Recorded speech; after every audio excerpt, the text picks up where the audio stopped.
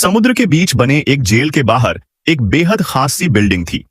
इसे खास तौर पर निगरानी के लिए डिजाइन किया गया था और इसमें बंद था दुनिया का सबसे खतरनाक साइबोर्ग।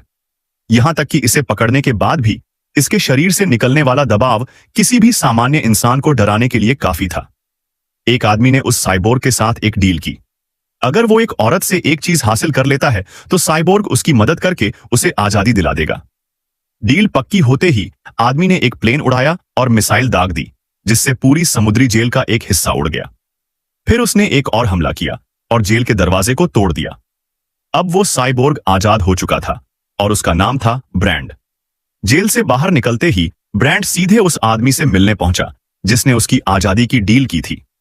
वो औरत जिसे ढूंढना था वही छोटी मी थी। जैसे ही उसने ब्रैंड को देखा वो समझ गई कि वह उसका पीछा करते हुए यहां तक आ चुका है। डर के मारे वो और उसका साथी एक वैन पर चढ़ गए, लेकिन उन्हें क्या पता था कि ब्रैंड पीछा करते करते ऊपर तक आ जाएगा। उन्हें बचने का कोई तरीका नहीं सूझ रहा था, क्योंकि ब्रैंड की ताकत इतनी थी कि वो लोहे को भी एक झटके में काट सकता था। तभी एक हेलीकॉप्टर वहां आया जिसे एक अमीर आदमी ने भेजा था मदद के लिए। छोटी मी हेलीकॉप्टर पर चढ़ गई, लेकिन साथी को पीछे छोड़ना पड़ गया। जैसे ही हेलीकॉप्टर उड़ने को हुआ उसने हाथ बढ़ाकर साथी को भी ऊपर खींच लिया, लेकिन ब्रैंड ने हेलीकॉप्टर के लैंडिंग गियर को पकड़ लिया और उड़ते हुए विमान में चढ़ने की कोशिश की। तभी छोटी मी ने एक रस्सी फेंकी और कहा कि वह रस्सी काट दे, और उसने आखिरी समय पर ऐसा कर भी दिया। इस तरह वे ब्रैंड से बचने में सफल तो हो गए, लेकिन ब्रैंड ने फौरन सिचुएशन का एनालिसिस करना शुरू किया। उसने तय किया कि अगर दोबारा विमान तक पहुंचना है तो उसे बगल के दूसरे उड़ते प्लेटफॉर्म तक कूदना होगा। उधर हेलीकॉप्टर में सवार लोग ये सोच रहे थे कि अब वे बच जाएंगे, लेकिन तभी एक तेज झटका आया और दरवाजा खुल गया। ब्रैंड फिर आ गया था।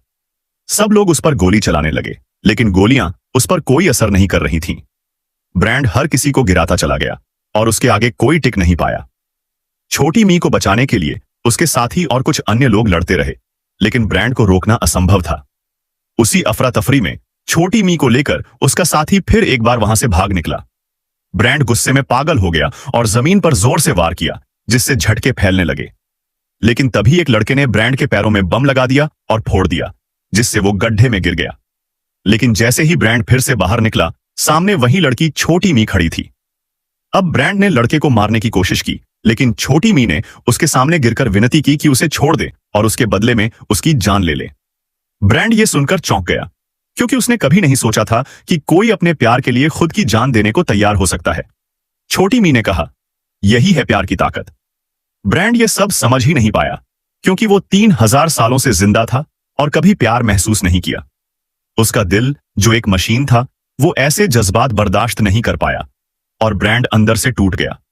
उसकी सारी ताकत खत्म हो गई और उसने हार मान ली। उसने अपनी जान खुद ही ले ली और छोटी मी और उसके साथी को जिंदा छोड़ दिया।